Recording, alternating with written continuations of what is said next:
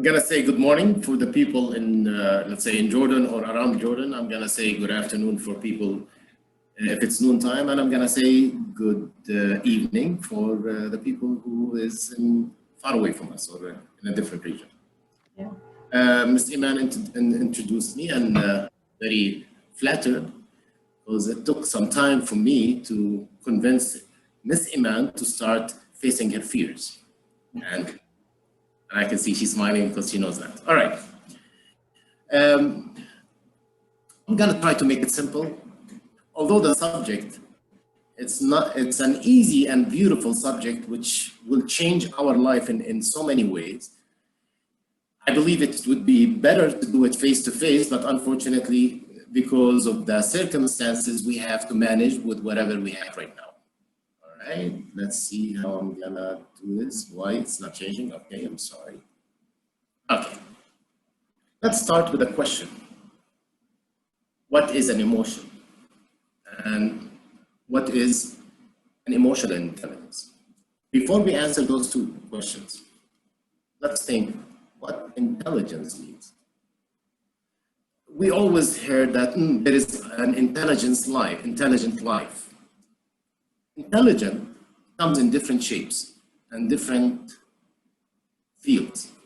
You could be logical intelligent.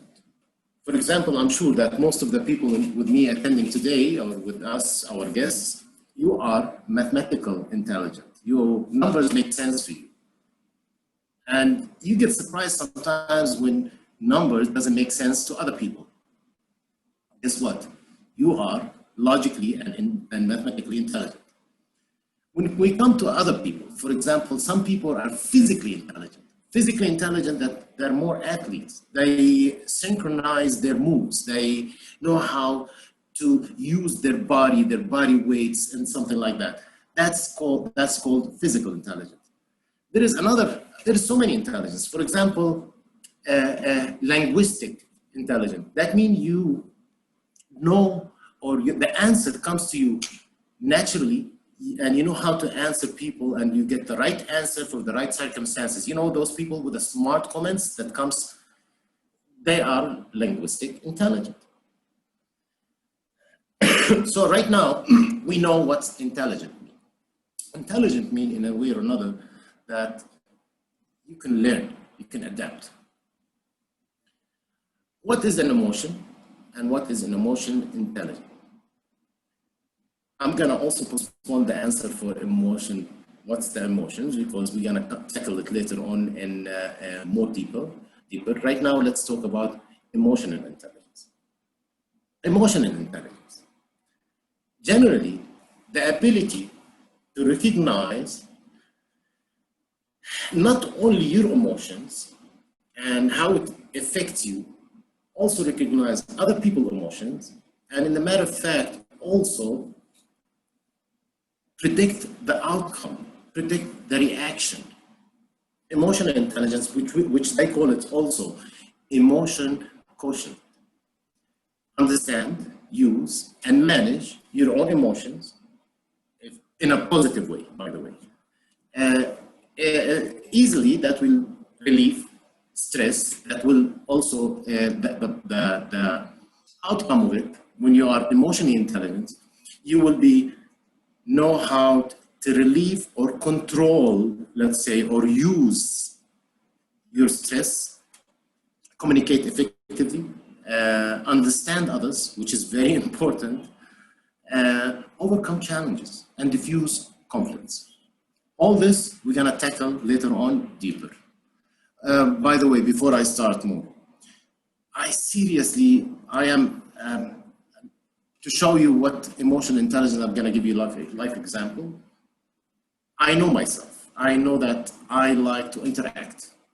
When I usually give training, and which is one of the hobbies and amusement in my life, that I like to interact with people. I like people in general.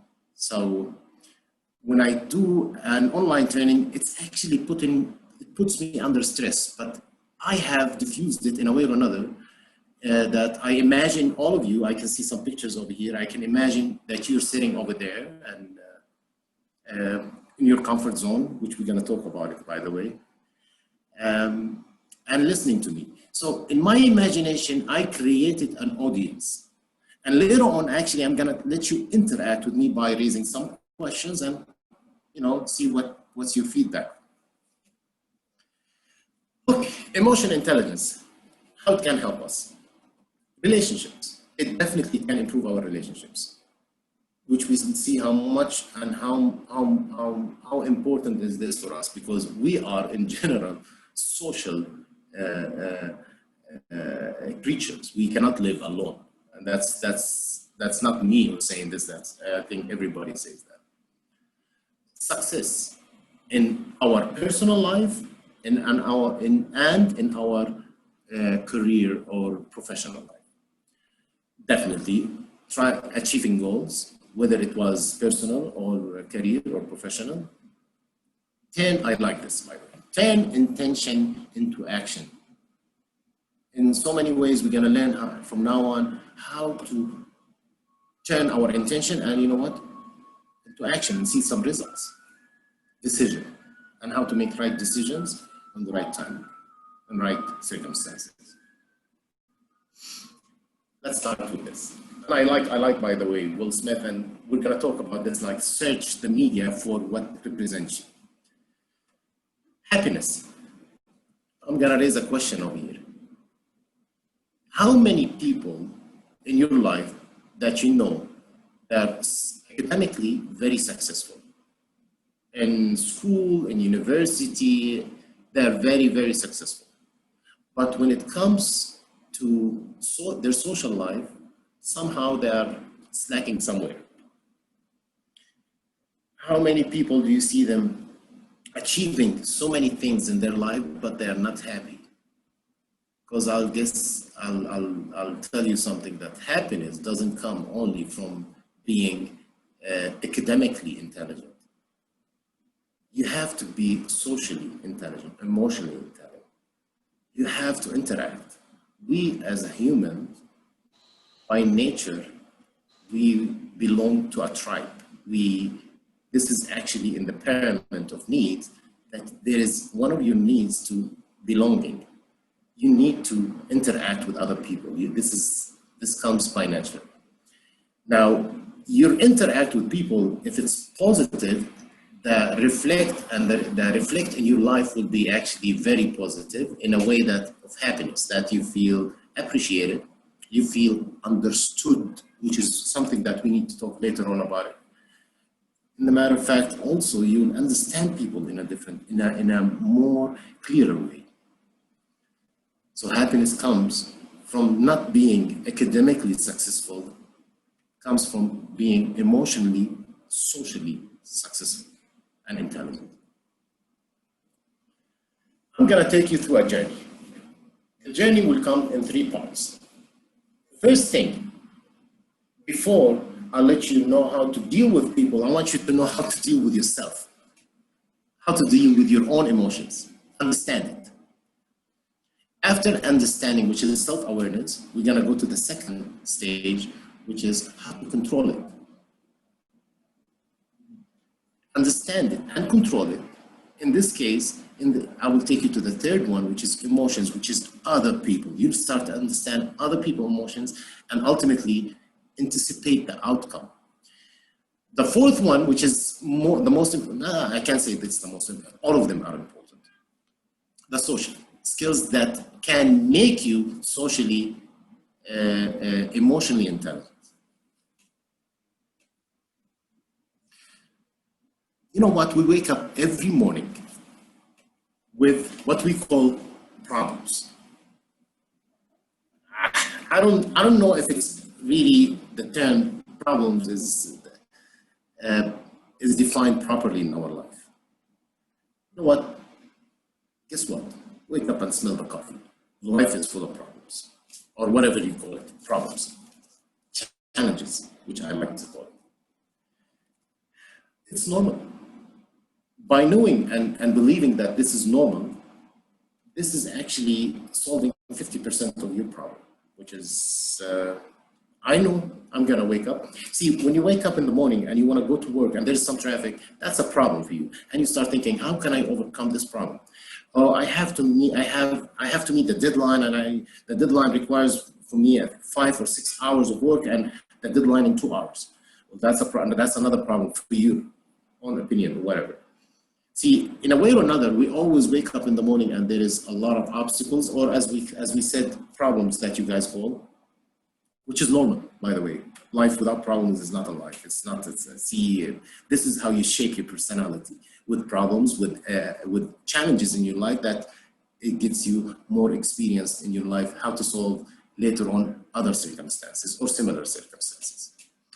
So, the problem definition or the challenges definition, I am in a current situation, but my current situation is not actually satisfying for me, or it's not what I want. I want to be in the desired situation. The desired situation, this is what I am, and I want to be somewhere else.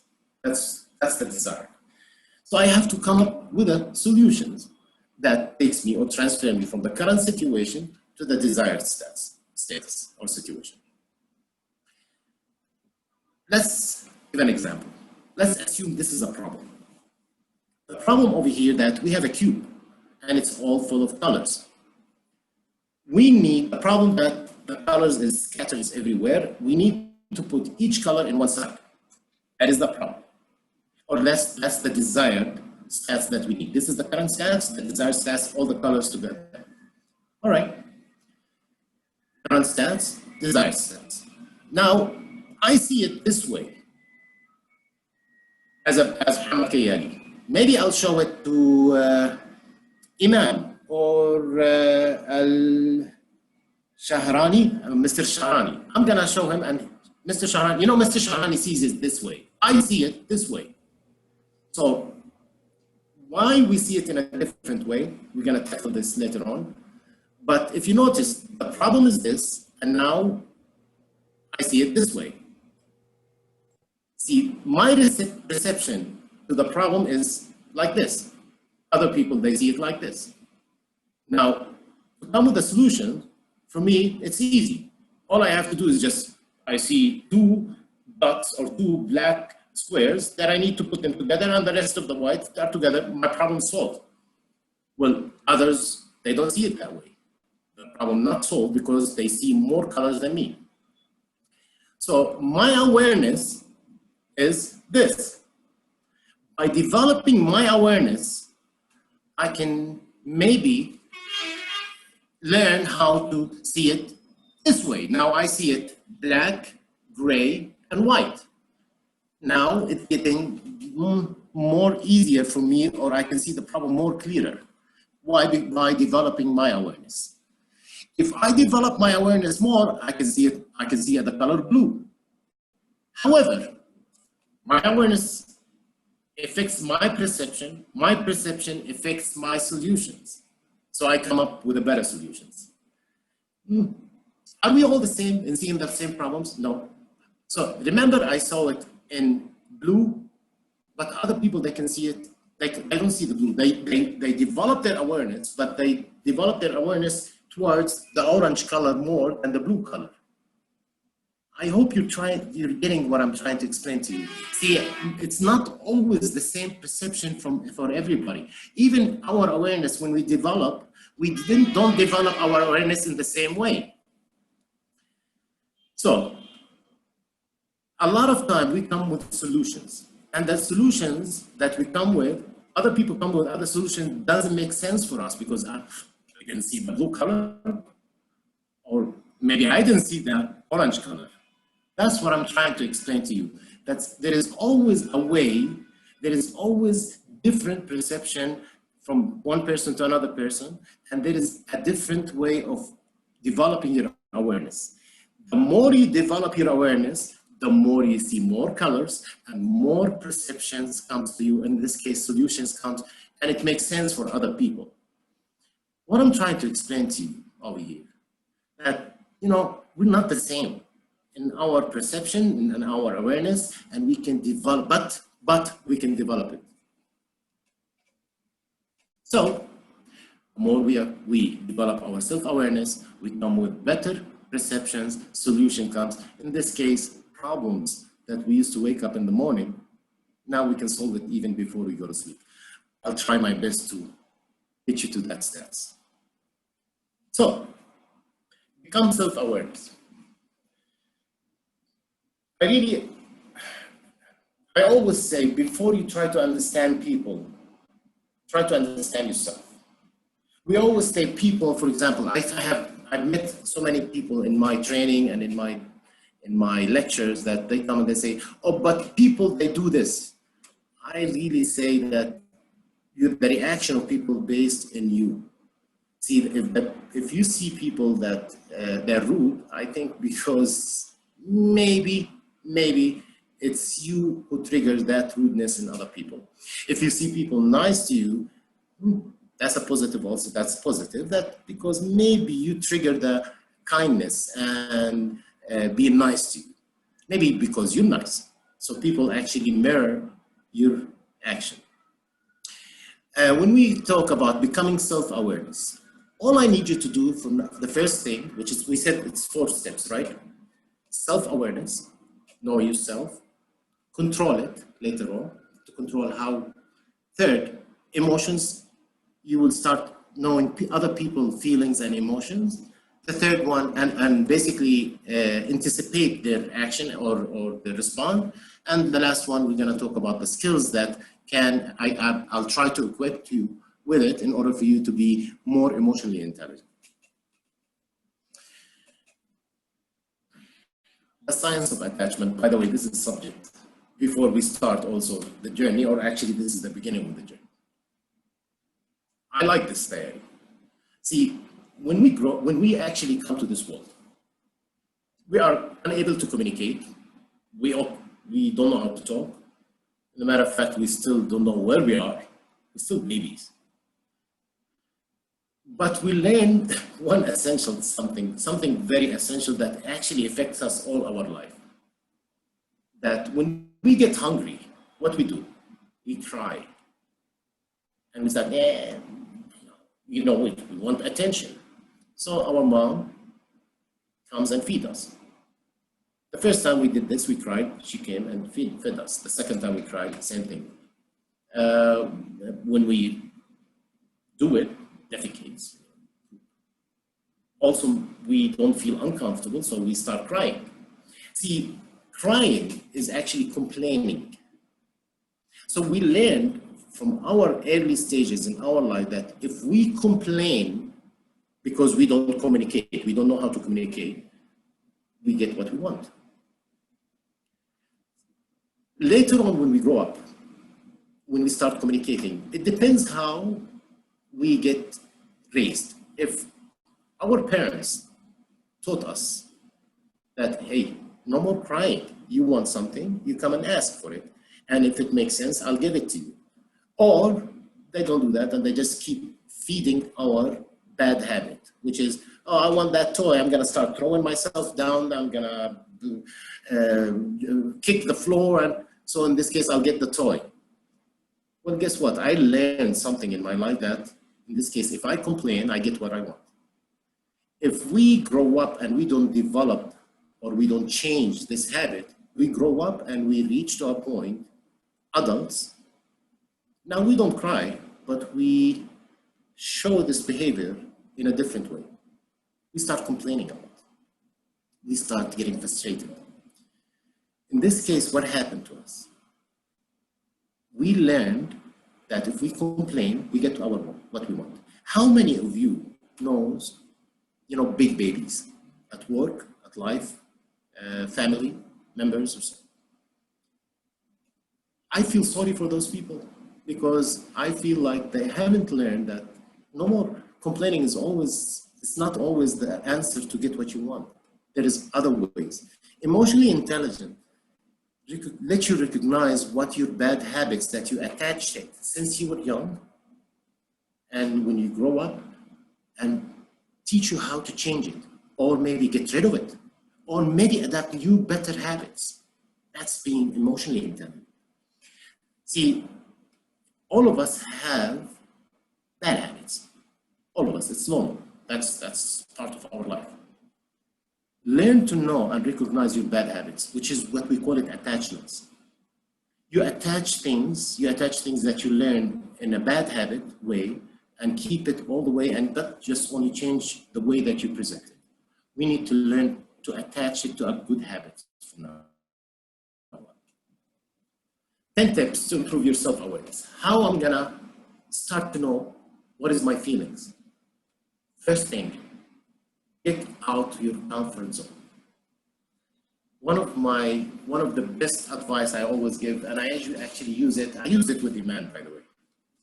Get out your comfort zone. See, your comfort zone is like this. I'll tell you a life example of me. My kid, I like dinosaurs. Since I was young, I like dinosaurs. My kid just brought a video game, and he said, "Dad, this is a beautiful game. It's dinosaurs, and you raise dinosaurs and stuff like that." And I started playing it actually. After some time, I found myself getting attached to the game. After some time, I noticed that I'm spending a lot of time playing that game. Please, this example, I am sure a lot of people share it, not in a video game, in a different way. After some time, I found that I start spending my valuable time that I can do something else and just get into that comfort zone that I enjoy my time.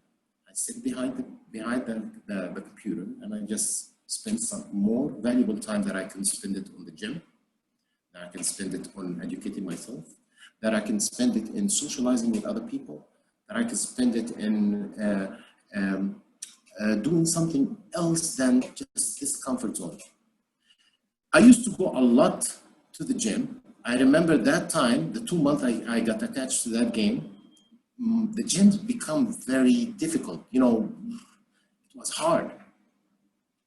So what I'm trying to explain to you, I recognize that it's not within I shouldn't stay in my comfort zone and enjoy this time.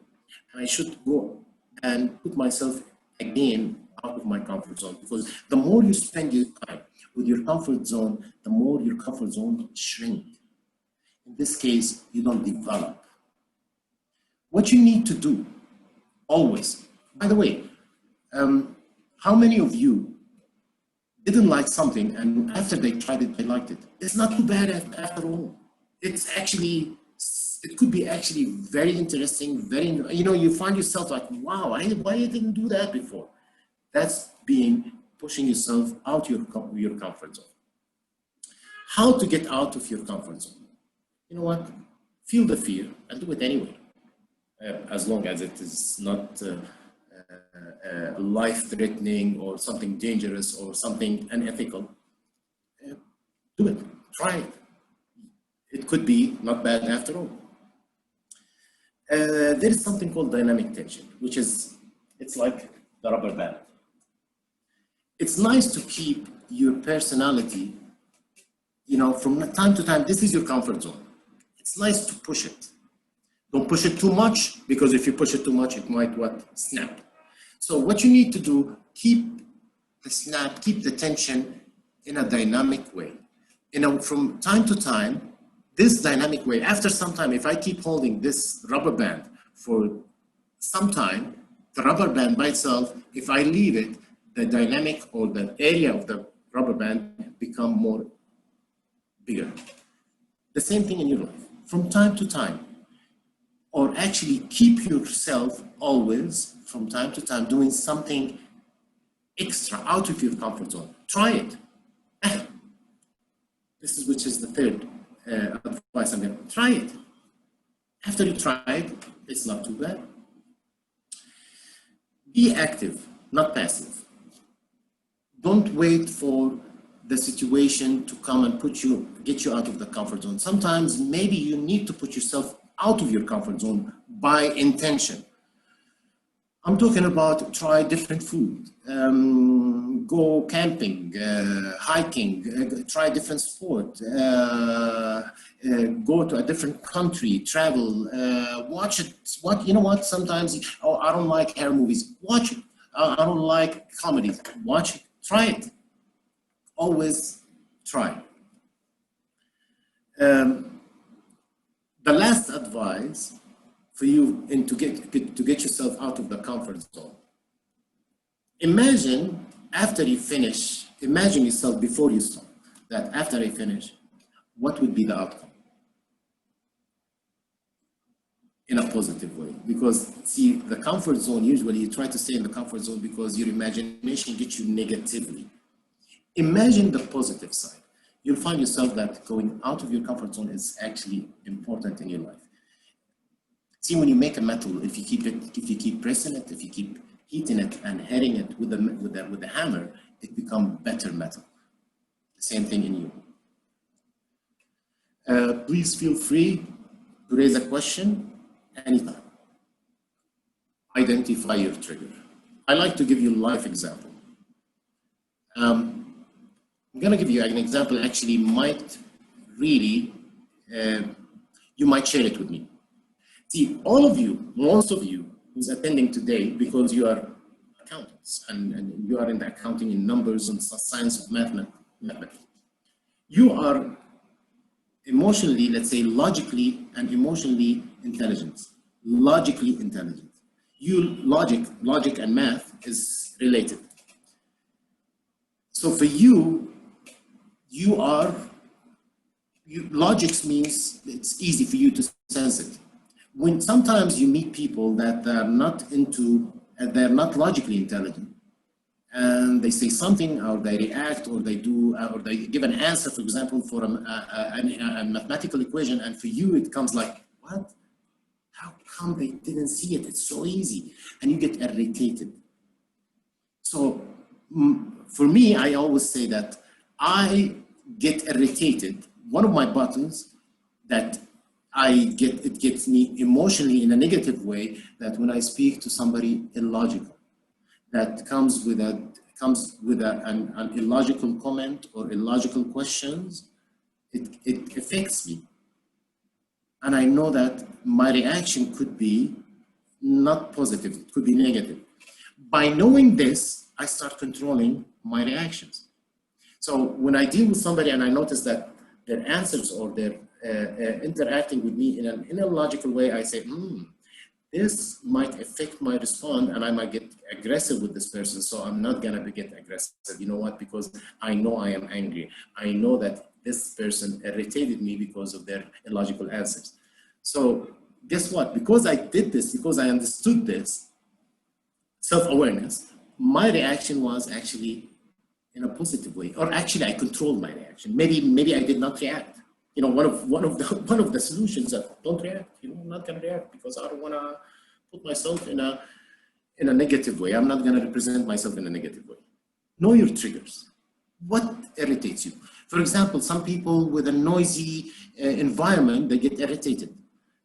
Some people they get irritated from a person. It could be a circumstances, a person. You know what? A person could be could irritate you. How many times, I'm sure that I'm going to give you also a life example of your life, at work or personal. You have a member of the family that they have the authority and they dealt with you the attachment. Remember we said with that. They used to deal with you in a different or a difficult way. So you created this relationship that, you know what, I don't want to argue with this person. I don't like to talk to, I will try to avoid arguments. I will try to avoid discussions because, you know, they like to influence their opinion.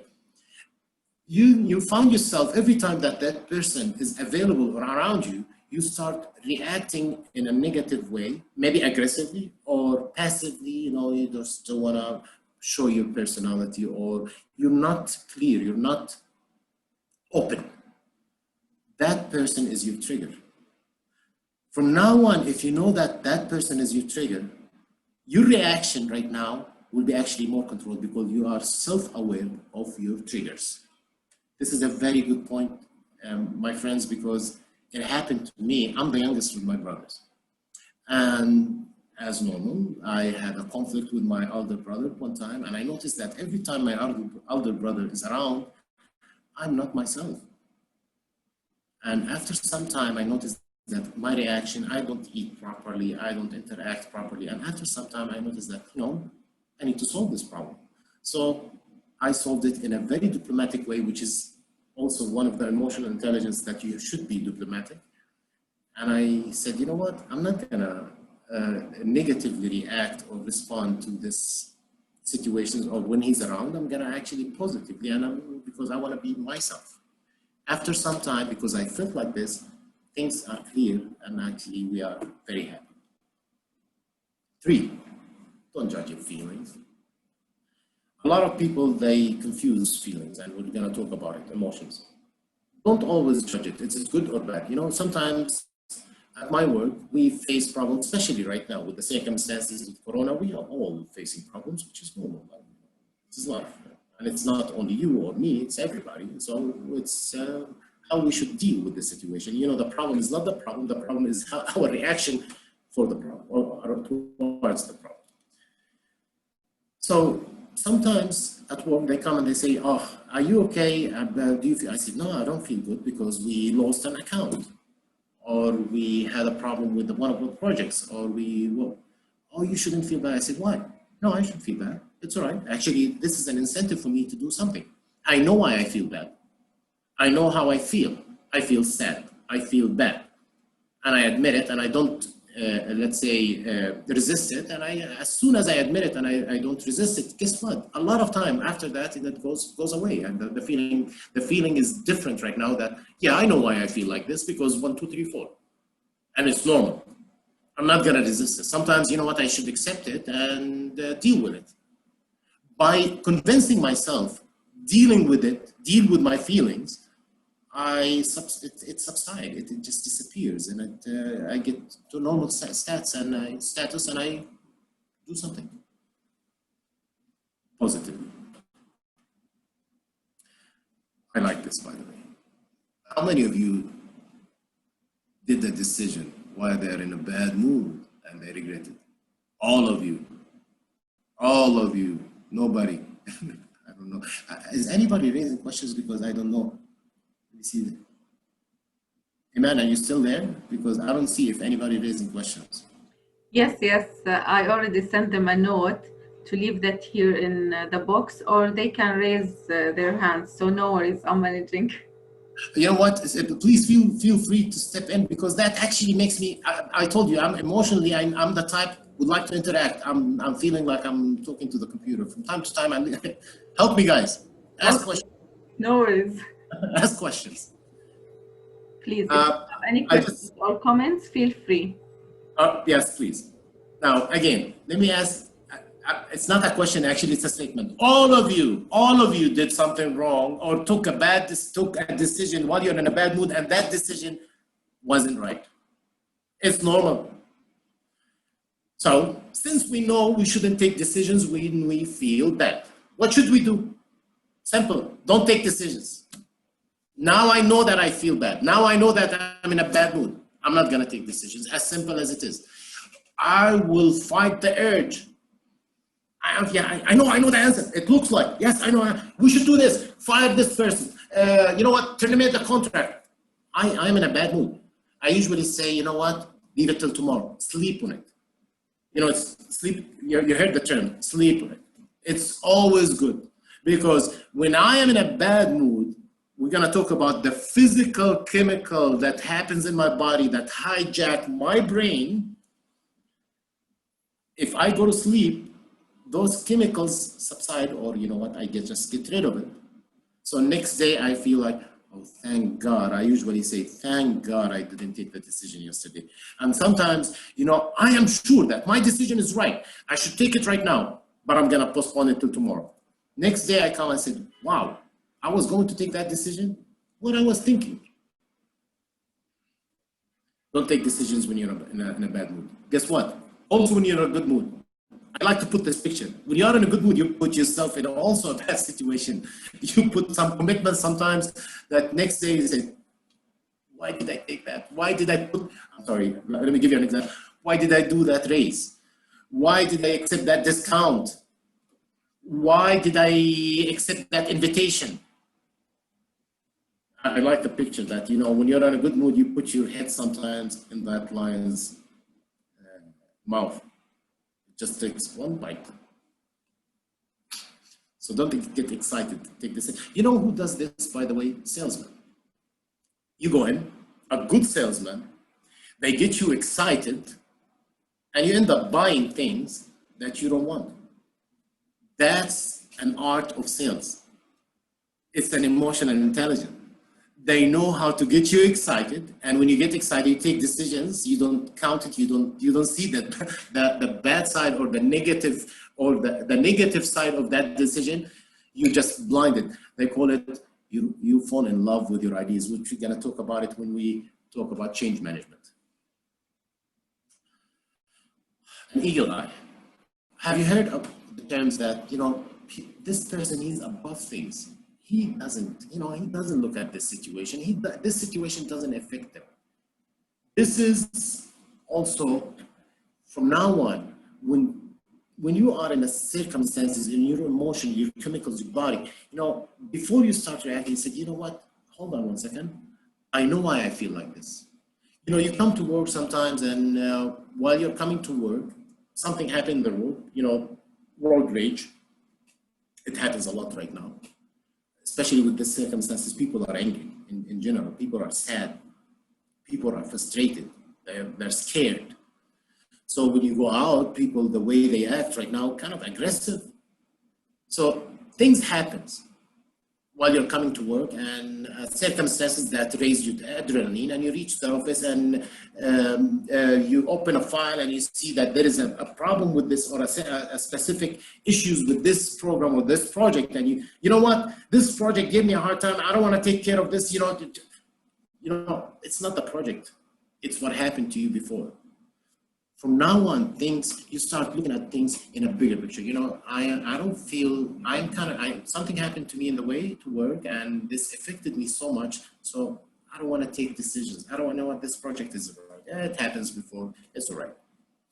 Try to have a bigger picture. Look at the positive and the negative.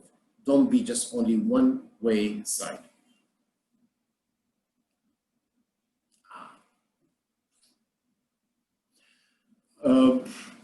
One of my entertainments, or one of my things that I like to do from time to time, I like to watch specific movies after I read about the review about the movie and stuff like that. You notice that I put Will Smith before. I like his movies. There's so many movies, and I like his comments. I like his emotions. I like his reaction in specific situations. I'm not talking about the action movies. I'm talking about the drama, or there is a mystery or whatever. Sometimes he says things that I related to myself. Maybe you like to hear a specific type of music or a specific song. Guess what? This kind of things in media that attract you is telling something about you. Try to figure it out. One of the things I really like, remember Sylvester Stallone when he said, it's not how hard you hit, it's how hard you can hit and keep standing up. I relate this to me. And you know what? It's actually one of my qualities that I usually consider failure as the first step for success, that I learned something new. I usually look at it from a positive side than a negative side. And when I heard that statement from Sylvester Stallone in that movie, The Rocky, I don't know if it was Rocky 4 or 5, it really affected me. And I saw, oh, that makes sense. That makes so much sense for me. What kind of statements, what kind of movies, what kind of song that affects you? Go back to it. And that song or that movie or that statement or that quote, say something about you. That's called trying to be self-aware of yourself and your emotions. Revisit your values. From time to time, you know what? Come and sit down and just say, okay, where am I going? Am I on the right track? What's my vision? What's my mission? How am I going to reach there? What's my goals? From time to time, look and try to find your values. Revisit them. It helps you a lot from time to time to know why you feel good, or let's say, I don't want to say good, why you feel this way or that way, positive or negative, in a way or another. Check yourself, especially under stress. when you are under stress and the way you react, it says so much about you. You know what? If we're going to talk about stress a little bit right now, let me tackle the stress. And I really feel like stress, it's actually a gift from God. Without stress, we have no motivations. In a way or another, I actually talk about this when we talk about stress management. A lot of people, weak personality or people who cannot face reality, they run away for substance. They go for alcohol or drugs. Why? They can't handle stress. And every time you use those substances and run away from stress in a way or another to try to avoid feeling stress, you get into that environment or mood that you get addicted because you can't handle stress. And what happened to those people who cannot handle stress? They're either drug addict or alcoholic, or they try to avoid people, or they put themselves always in trouble. So what are you? Are you a weak person? Or let's from now on think about stress as a gift from God that actually motivate us to do something. From now on, when you are stressed, think about stress like it's a motivation. Yeah, I am stressed. Why? Because 1, 2, 3, 4. This is what happened. I'm stressed because we have a problem. Good. So you know where you are. You know you are stressed because of that problem. So what we're going to do? Try to solve that problem. Let's put our intention, action, efforts to solve that problem. So intention actually drives you and directs you to the right way to lose that stress. However, staying stressed for a long, long time breaks you down. You need to learn from time to time to loosen up. I'll give you one of my techniques. I like to go camping. Why? When I go camping, I switch off. So whatever problems that making me stressed, I usually forget the problem. So I'm not stressed anymore. Although, by the way, when I go camping, I usually come back physically tired, but mentally I'm fresh. I just restarted my computer, my head, my mind.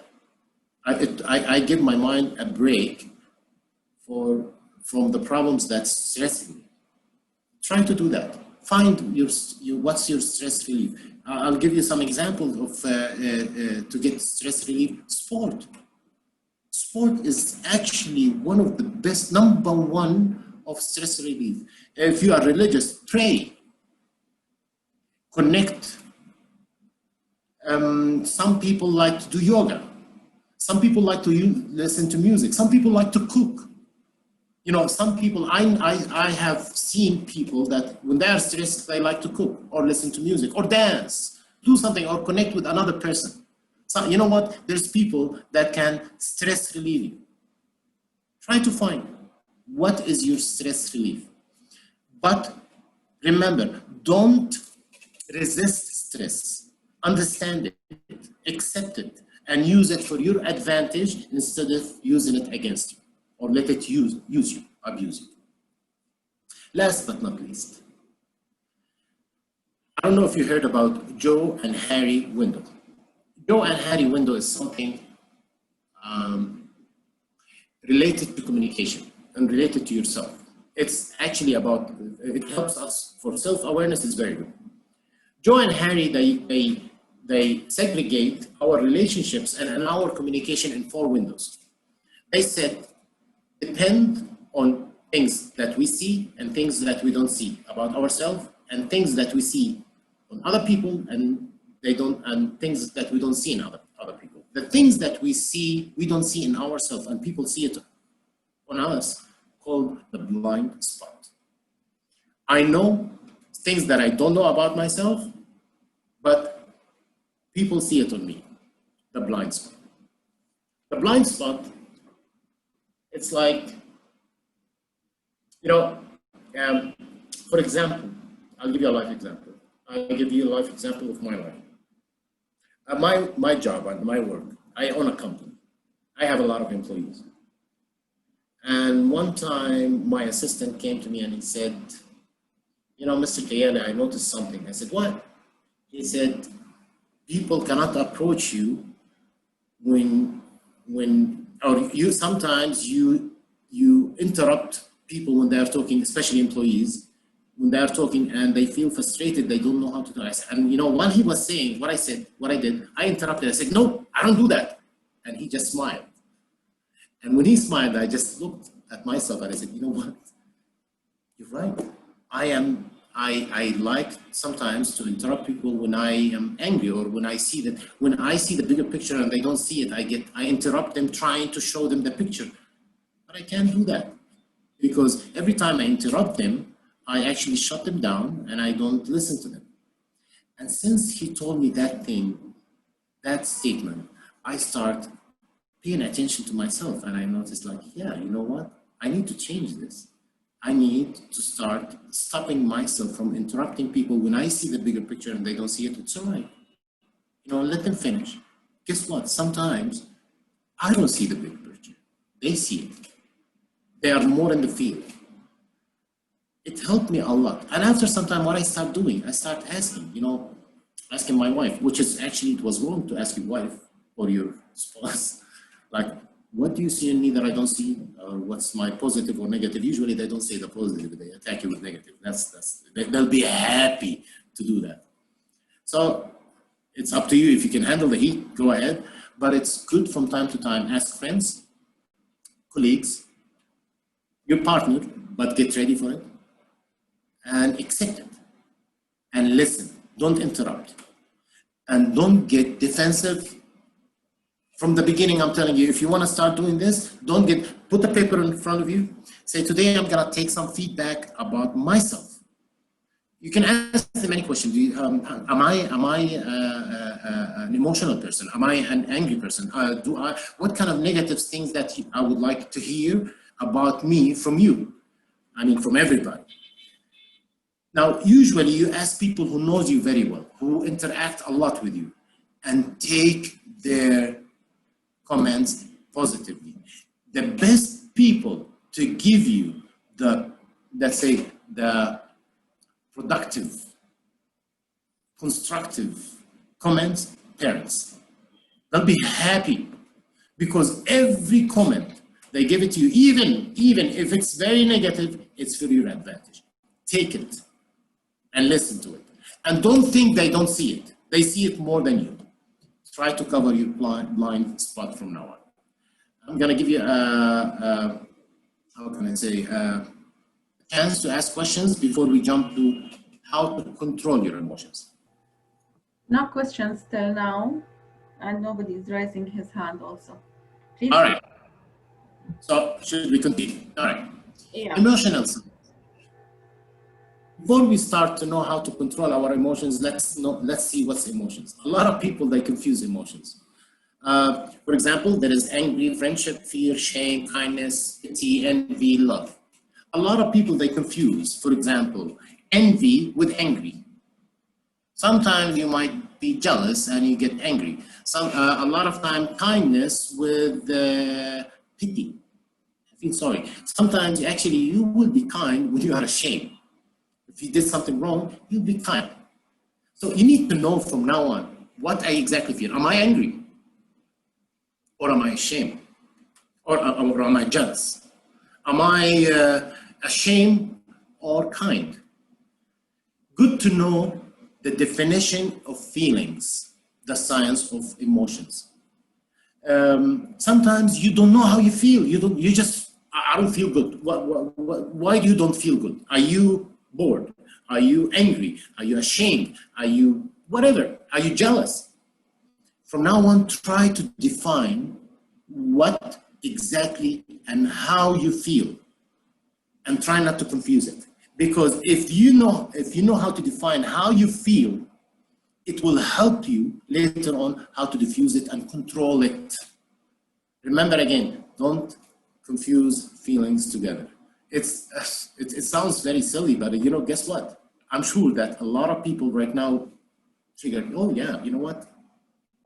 When I am bored, Or when I am jealous, I actually ashamed. I am actually angry. Also, I'm not angry, I'm jealous. I hope you're not, I mean, but it happens. When I did something wrong, I become kind. You know, it's normal. It's because you're ashamed. You want to do something to cover or just to feel bad, feel good about yourself. Let me tell you what happened, the hijack of your emotions.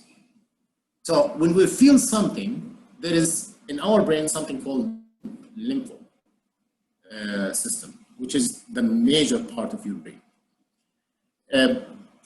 Your brain or your body produce a specific hormones, the mainly, which is adrenaline. This adrenaline hijack your brain. Your brain become illogical. Mainly, your reaction comes based on your emotions or your attachment. Remember what I said about the attachment science, based on your experience, your old experience, your culture, whatever. Although, by the way, from now on, I don't really think about, there is no culture anymore. Everybody, the culture is mixed right now. We do things that everybody does, you know, because of the social media right now, culture is mixed. So we feel something, our body produce hormones and chemicals. These chemicals hijack our brain and sense. Now we react based on our emotions or based on our chemicals. It's based on reactions. Now the reaction comes different. Some people, they give, you know, there is actually three. There is attack, run away, or they call fight, flee, or freeze. Which one fight? I mean, you can actually test yourself, or you can just go back to your memory. If somebody scares you, what would be your reaction? If somebody comes behind you and scares you, like boom, what do you usually do? You turn around and you put your hands up, or you run away, or you freeze, you stop. See, each one, I believe fight or flee is good. You fight because it depends on your physical, let's say physical abilities or your personality, your size, whatever, you can stand up and fight back. That will be a quick reaction. That's a hijack. That's not you. You did not think about it. That's your experience, your life experience made you react like this. Some people, they fly, they run away, they jump, and it's also good. Otherwise, that saber-tooth would have ate the caveman a long time ago. The caveman ran away, survived. You know, that's good also. But don't freeze. Freezing is not right. Freezing is actually, it's a type of, you're gonna die. The saber-tooth will eat you. Don't freeze. Try to teach yourself, okay, you know what, fight or flee. I don't mind, fight or flee. Maybe some situation you have to stand up your ground. Some situation, maybe you have to flee. We're gonna tackle it when we talk about conflict resolution. Find your self-control. Can I ask you before we skip to the next slide? Yes. Question. Do you think that the more you are emotionally intelligent, the more you will avoid interacting with people and looking for a new relationships, or the inverse? The more you're emotionally intelligent, the more you will look for more relationships, but you will not avoid relationships. Your relationships will become better. Even the bad relationships, the bad history with some people, it will become actually better. You will understand people later on. One of the major issues in emotional intelligence that you will start anticipating people's reaction, and in the matter of fact, control it. You will start controlling people. I mean, not controlling it in a bad way, in a positive way, unless you want to use it in a negative way. No, I believe exactly the opposite. I believe that's my opinion. When you're emotionally intelligent, I think this. I'm sorry. I think yes, you are right. Thank you. I hope you got the answer, Imani. If not, please send it again. All right. Thank you. You're welcome. How many times you respond based on your emotion put you in trouble? A question that everybody will raise their hands. Yes. And from now on, don't let your emotion hijack your mind. Remember the word hijack. This is actually one of the ways that I use it in training. I attach a word for a specific circumstances or a specific behavior. Hijack. Don't let your emotion hijack your brain and your senses. Let's continue. So self-control is the ability to control our feelings, emotions, and reactions. Don't let it hijack you. How can I manage my self-control? Look at the bigger picture.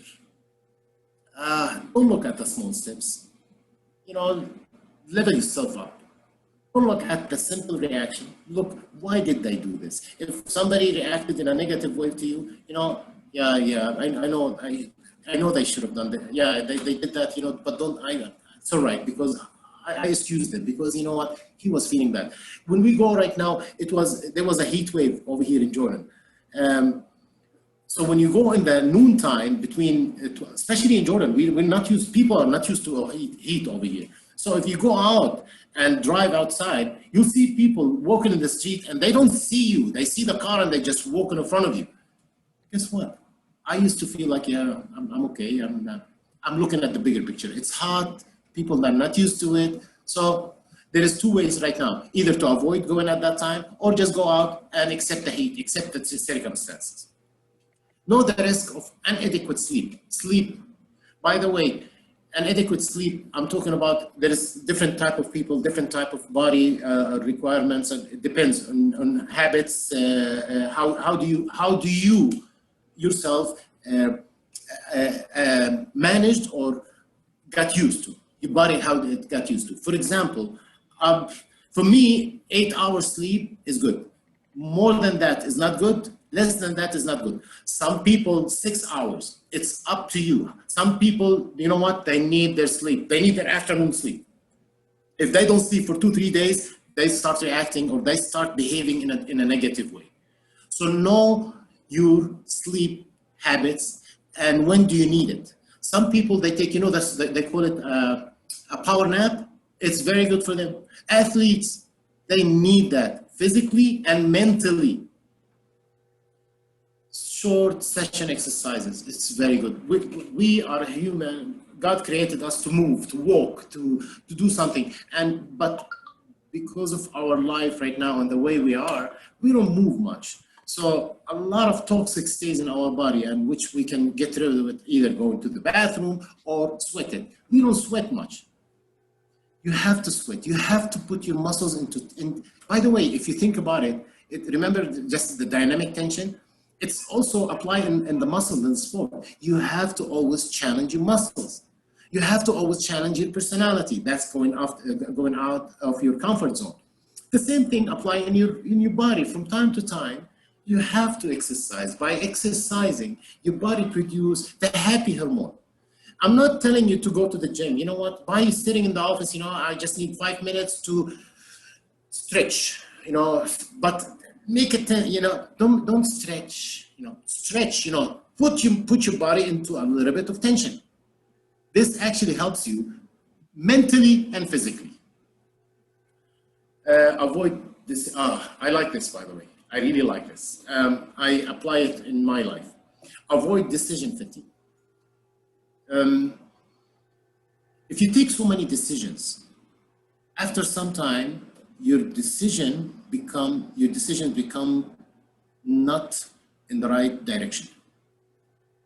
It is like anything you do in life. It's like the basic of life. If you do something too much, after some time, it becomes by nature and it goes by the flow. But decisions is different. Decisions, you have to take a decision based on the situation and circumstances. So I really say, from now on, try to avoid taking so many decisions at the same day. If you have to, and you must, try to minimize the silly and the insignificant decisions. Take it earlier. For example, I'm going for a meeting tomorrow. I'm not gonna wait until the morning to take a decision what I'm gonna wear. You know what, I'm gonna wear this. I wanna go to that meeting. Before I reach that meeting, I will take 0 decisions. It helps you a lot. Maybe take 1 or 2 small decisions before, warming up. But when I go to that meeting, and it's a very critical meeting with, you have to end up by end of the meeting by taking decisions, I will try to avoid that day taking so many decisions. It's very good, by the way, it helps you a lot. This is one of the things that called self-control and emotional intelligence. It depends on you. Look, I know of myself, if I take so many decisions in one day, mainly the last few decisions will be wrong or not correct, let's say. I don't want to say wrong, not correct, not in the right direction. Okay, the last advice, don't abuse it. I don't like to say it, but I have to say it. Scientifically, they noticed that sugar is the food of brain. And now everybody's happy, so you can eat sugar. No, hold on. Glucose is good. It's the food of your brain. Your brain feed on glucose.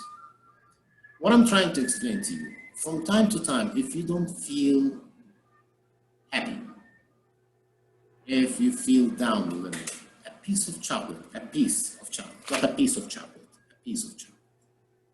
can help them.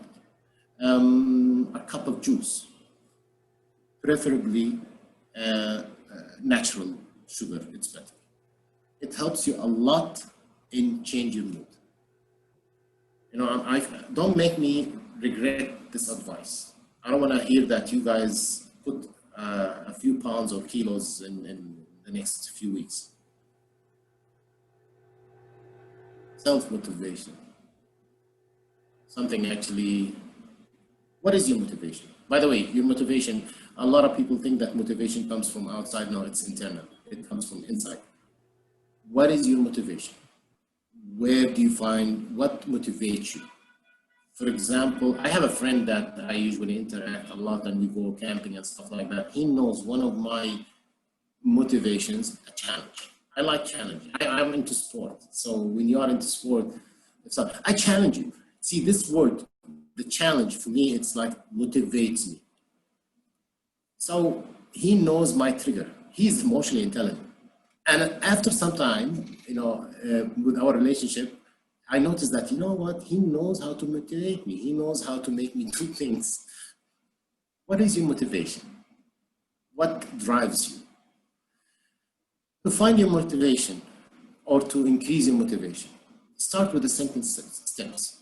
Start simple. If there is a big project and that project does not motivate you, because you don't know where you're going, start with a small step. That small step will give you the momentum to motivate you to go for the second step, the third step, the fourth step.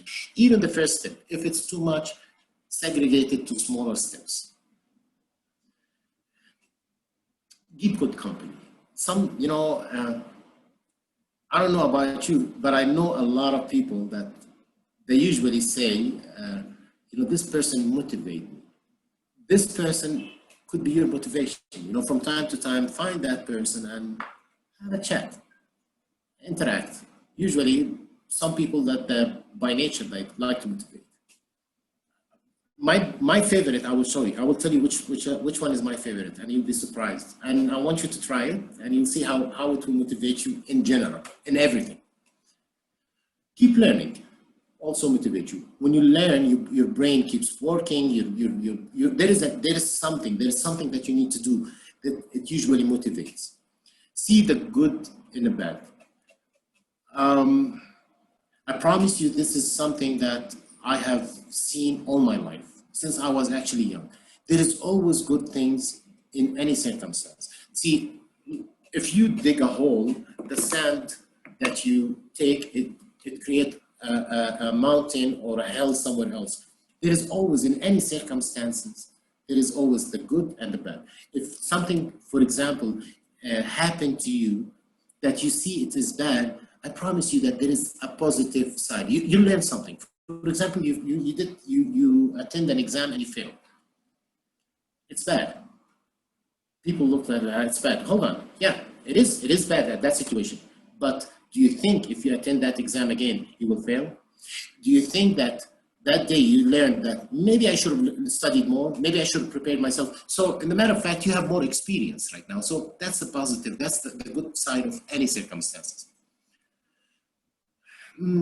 Sometimes motivation can come by stop thinking too much into small micro details. And I talk about high class, or let's say not high class, let's say a higher level of management. Maybe if you go into micro management, it will demotivate you. If you look at the bigger picture and stop thinking about the small things, actually it might motivate you to do that better, or the bigger, or the strategy of the company. Know yourself. We've been talking about since the beginning of this session about know yourself. Know yourself. Where is your motivation? Where is your motivation? Track your progress. From time to time, I like this actually, where I was and where I am. It helps a lot. Actually, it will show you that positives. Yeah, I was there. I didn't have this. I didn't have. Now I have this. I know this. I know that. I didn't know that. Now I know that. Actually, it motivates you. Last but not least, which I truly believe in it, and it affects me a lot. And I have advised it to so many people. Help people. Help people in any way. It can motivate you this much. By nature, we've been created as a social person, as a social creature. When we give a hand to other people, it helps you internally, it motivates you, it makes you feel like you are more important. That you give a hand, and I'm talking about give a hand to other people like what? I mean, if a colleague needed some help with the project or some helping, if you go out and you just give a small amount of money for any person that in need, it helps you. You know, you're not helping them, you're helping yourself. You're making yourself motivation. You're motivating yourself for life. Try to help people. For me, and I think most of my audience who attended with me before, they know that I usually give training as very cheap, and I enjoy it. I by helping other people. By the way, after this session, oh, you won't believe how much motivated I will be. I will be so happy that I have done something. I might affect some people today, I hope a lot, and I help them to do or to change their life in a positive way. It helps me a lot. When I receive a comment that, oh, Mr. Kayyali, thank you so much for your session. It helped me 1, 2, 3, 4. You won't believe that message. It makes my day, not my day, it makes my week, my month, my year. It helps a lot. Try to do that. Help people in any single way. Okay. Be optimistic. I like it. Don't be pessimist. Don't be negative. But balance it. I'm gonna give you a trick right now, how to be positive, non-negative, and in a balanced way. The thing I'm gonna tell you right now, don't fall in love with your ideas. Based on this example, you adjust all your life, or all the other circumstances. See, when we come up with an idea, we fall in love with it. And they say, love is blind. Why? Because you don't see the negative side. Also the opposite, you know, I don't want you to see only the negative, you have to see the positive and the negative. So from now on, we have to look, first of all, yeah, I have an idea. It's this and that, and it's flower and rainbow and honey. Hold on. Yes, flower and rainbow and honey. Is there bees that can bite you? Yeah, did you take this in consideration? No, but it's honey. Yeah, but you have to take in consideration the bees. So in this case, if you want the honey, I'm not saying honey is good, perfect, but why don't you wear something that can help you from the sting of the bees? See, that's what I'm trying to explain to you. I'm trying to explain to you, when you try to balance. see the positive and the negative. The positive is good, and the negative, get ready for it. I'm not saying that don't do it. No, I want to know the negative in order for me to avoid, they call it risk management. That's what they call the science of risk management. I know the positive, and I want to know the negative in order to avoid it, mitigate it, transfer it, whatever. Balance yourself. Being a positive person and optimistic is nice, but being balanced, yeah, I am positive, yeah, 1, 2, 3, 4, but we need to take care of this. It will be very good. This will actually help you in project management as well. Since we finished the first and the second, and we added a third one, now let's talk about empathy. Empathy. Since I know, now I know what's self-awareness and I know how to control it,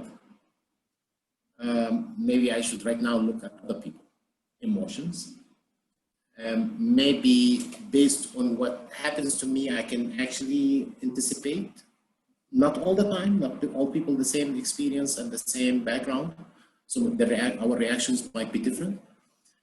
From now on, I have to know also other people's emotions, and according to that emotions and sense it and observe it and look at it, I will anticipate their outcome. So in this case, if I fire somebody and or because of this corona, let's say that I reduce the salary of somebody and they get angry, I shouldn't get angry back, because you know what, I know what's going to happen. This is a normal reaction. So I don't have to punish them for reaction, which is a normal reaction. I start actually giving excuses to people for their reactions, which is very good. It helps a lot in not hating people, not hating yourself, or not having a bad relationship with other people. Emotion is actually seeing the other point of view of other people, and based on that, anticipate the reaction.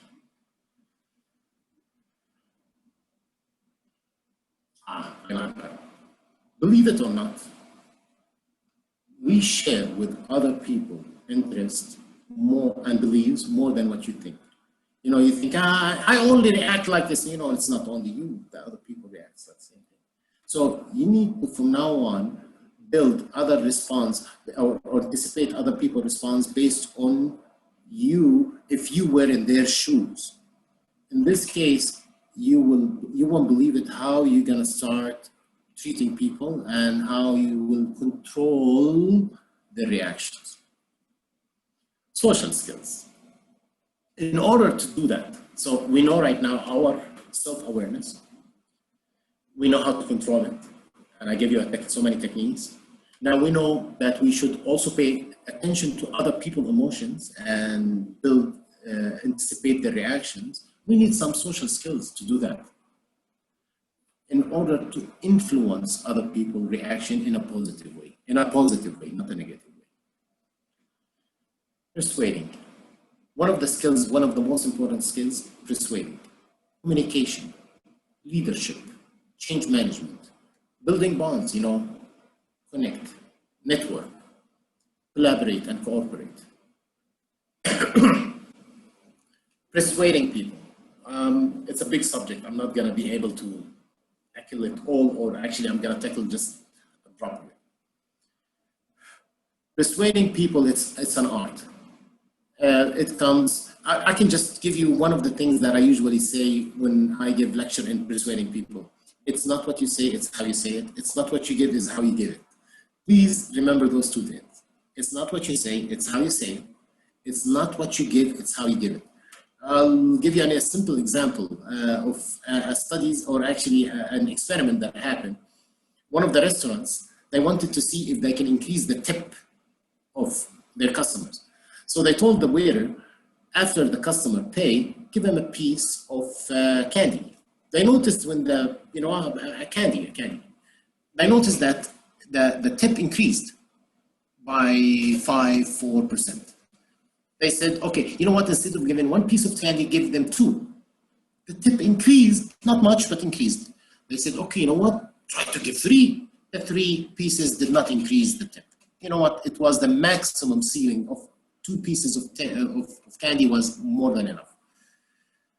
They said, you know what? Don't give them the 2 together. Give 1 candy after they pay, turn around, or act, you know what? I'm going to give you another one because I like you. They noticed that the tip hit high sky. Why? It's not what they give. It's a piece of candy. It's the way they give. That's persuading. Persuading people is actually connecting with people. They noticed another experiment they did. One college, they sent 2 groups to do negotiation. They told the first group, you know what, jump into negotiation, try to close the deal. The second group, they said, no, you know what, don't do that. First, go with them, invite them outside, sit with them, eat with them, interact with them, and next day you do the negotiation. They noticed that the first group, they hit 60% of their negotiation. The second group, they hit 75, 78% of their negotiation was successful. Why? Because they interacted first. Try to interact, that see interest, see passion, and after that you learn more. Tackle this subject. This is the art of, you know what, write something, art of persuading in Google, and there is so many articles. I'm sure that you'll find where is your favorite technique. Communication. Before I say communication, you know what, in communication, in emotional intelligence, it's more listening than talking. Listen more, because through listening, you know their feelings, and that's emotional intelligence. So you see, you don't want to listen to the words. You want to listen to beyond the words, why they said those words, how they said it, how they feel. So listen more. If you want to improve your emotion and the skills in communication skills in emotional intelligence, listen. Try to educate yourself more about listening actively. Actively, that means not only to the words, the feelings beyond the words. Conflict management. Conflict. Life without conflict is not. It's not life. You know, it's normal because you know we are unique. Everybody has their point of view. Everybody has their own experience, and accordingly we react and act. So it's normal to have a conflict. Conflict, in the matter of fact, at work, if it's a positive and let's say not positive, let's say fair conflict, it could be actually good because it makes you, it could develop your knowledge, it could make you research more. If it's professional conflict, but if it's a personal conflict, it's something else. Personal conflict you need to avoid. Usually try to avoid personal conflicts. You know. About personal conflicts, I promise you, personal conflicts is related to your history. Sometimes a specific, you know, they call it the halo effect and the stereotypes. Sometimes your conflict with a person comes naturally or just comes without thinking because maybe that person reminds you of that teacher who used to hit you at school or that bully who used to give you a hard time in the street. And you just don't like that person and you start actually reacting negatively towards that person because of your history or your background. From now on, stop doing this. Stereotypes, come on, I don't have to explain it. Stereotypes is actually one of the things right now, the social media or the whatever they call it in the world, it's feeding our brain. No more social stereotypes. Don't judge a whole nation based on an action of minorities. Be diplomatic. I'll give you one beautiful technique. If you are dealing with your manager, I would say accommodate. You know, I'm dealing with a manager, and there is a conflict that does not matter. The matter is not that important. I'll do it. Accommodate. Yes, sir. I'll do it. Don't be that person that I'm gonna say no because 1, 2, 3 because he wants to push his idea. You know what? He's the manager, and it's his company. This is what they want. I'll just accommodate. If that person is not important, avoid the conflict. You know, it's the relationship. If that person is very, very important and you have a conflict, collaborate, problem solved. You know, maybe if the subject is important and the person is important, try to meet halfway. Try. Or when you have a conflict, you have to put in your considerations two things. Two things. First, the relationship. Second, the subject, the outcome. If the relationship is very important, maybe you have to accommodate, collaborate. If the relationship is not important, avoid, competitive. You know, if force, if it's not, the relationship is not important. So it's also something that maybe you need to investigate more about conflict resolutions and skills. Leadership. If we are talking about emotional intelligence, the last stage, which it is how to influence people. My definition of leadership, it's the art of influence. So the more you are higher in that position, the more you are of a leader, the more you have to be emotionally intelligent. Influencing people in a positive way, that you can lead them, they can follow you without you giving orders. Improve your leadership skills in every single way. I give you one right now, which is one of the most important: lead by example. Lead by example, please. I provided leadership management before, and the most thing that I kept saying it over and over again: lead by example. To be a good manager, to be a good leader, you have to be first. Do it first. Change management. Change management, I don't want to go deep in this subject. Let me tell you one thing. Change management, it's actually managing the resistance of people during the transition from the current to the future. So basically, it's all about emotions. People in nature, they like to stay in the comfort zone, which we said, we spoke about it before. Now, during this transition, people, they resist, they're scared. They are afraid, they don't know what's going on, they don't know what's coming. That's emotional intelligence. Now need to deal with their emotions, mainly fear which lead to their resistance. So I have to deal with their fear and show them there's nothing to be scared of. As a matter of fact, I have to motivate them. Now it comes by, the carrot and the stick. Some people, I have to motivate them, which is, I'm sorry if somebody comes and say, yes, a stick, it's a motivation, heaven and hell. God created us like, heaven is at the carrot, hell is the stick. By nature, we have either to have the carrot in front of us or the stick behind us. Use whatever you want. So, but what you are dealing with their emotions during this transition. To build a good relationship and network, you have to connect with people. Look where is their interest. Don't talk about yourself all the time. Pay attention to other people. Pay attention to other people. Maybe a word can actually build a good relationship. Maybe a simple gift, maybe a simple gesture, maybe a respect, maybe it depends. From a person to another, it's the way you want to build a relationship. Usually it depends. Some people could be a simple gesture. Some people could be a simple word. I told you, I like to connect with people. How I connect? I like to build relationship.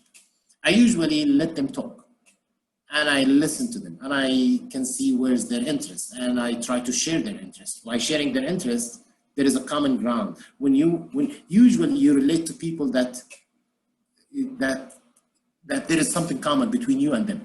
I try to find what's common between me and other people, and I usually build a relationship. This is a very good technique.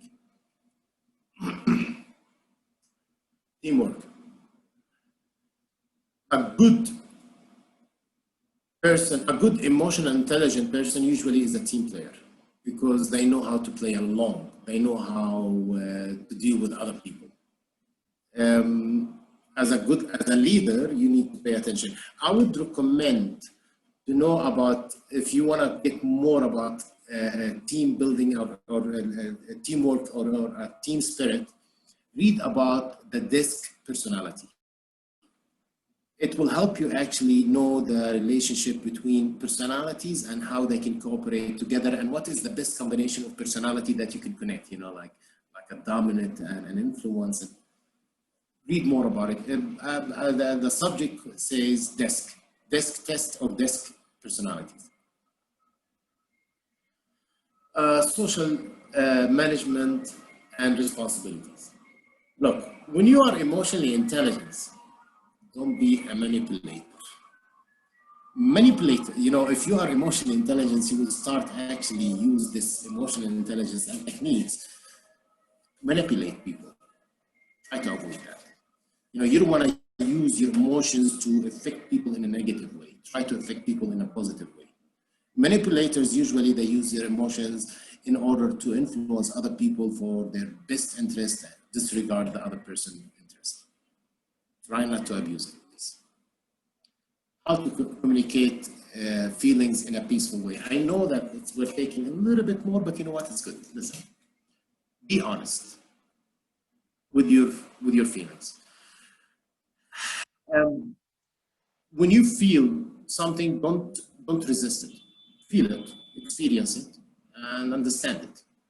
And maybe you can express it. I'll tell you something that happened between me and my wife just a few days ago. She was telling me something, and I noticed that whatever she's saying, it's irritating me. Now, I have two ways to respond. I can irritate her back. And this is a normal reaction with everybody. And I said, you know what? No, I'm going to say something else. I'm going to tell her, I told her, honey, you know what? Whatever you're saying, it's actually irritating me. It's making me feel guilty, and I don't want to feel guilty. And she said, no, I didn't mean to make you feel guilty. I said, that's how you make me feel. You're telling me I didn't do this, but you forgot, or you didn't pay attention that I have 1, 2, 3, 4. And you know what? Problem solved and everything done. After some time, she told me, like, wow, what was the reaction? Usually when I irritate you, you irritate me back. When somebody comes tells you, yeah, you didn't this, yeah, but you didn't do this. Before you do that, I know I'm gonna be honest with my feeling, because you said this, you made me feel bad, but I don't wanna answer you back in a negative way and attack you back. I'm just gonna tell you, please stop attacking. You know, see, this is one of the things. In order to build also a good relationship, if somebody attacks you, instead of you attacking back or defend, you know, you can just say, please stop attacking. Be honest. Take responsibility of your feeling. Feel it. Make a choice. Respond to those feelings. You know, I feel sad. Okay, what should I do? I feel sad because 1, 2, 3, 4, you know, in order. I'm going to take responsibility of it. I should feel sad. Something happened. So I'm not gonna try. No way. I'm not gonna bring that anger. I feel sad because they did this. No. I feel sad because 1, 2, 3, 4. It happens. I'm not gonna. You know what's the anger? You know, when every time there is something happen, you hang it. You know. Oh yeah, because of this. Yeah, because they did this. Because you did something wrong and you excuse yourself. You did something wrong because it was a response for them. No, it was wrong from you. Be honest about it. And you know what? Apologize. It's actually good. Communicate what you need without judgment.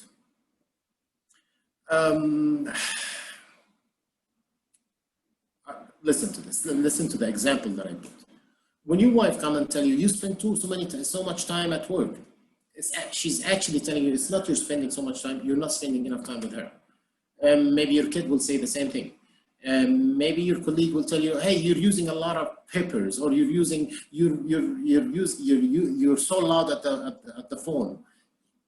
What they're telling you is something else. You can actually confront them in a diplomatic way and tell them, oh, so you want me to do this, or clarify.